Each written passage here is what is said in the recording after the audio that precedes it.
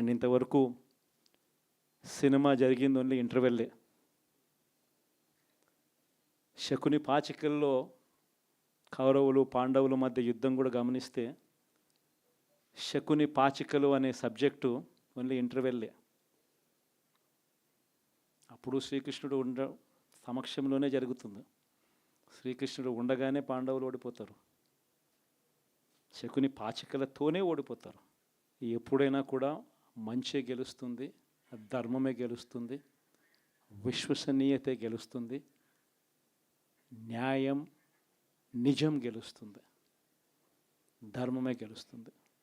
మనం ధర్మం వైపునే ఉన్నాం, ధర్మంగానే రాజకీయాలు చేశాం, విశ్వసనీయతతోనే రాజకీయాలు చేశాం, తలెత్తుకొని ఉండే మాదిరిగానే రాజకీయాలు చేశాం.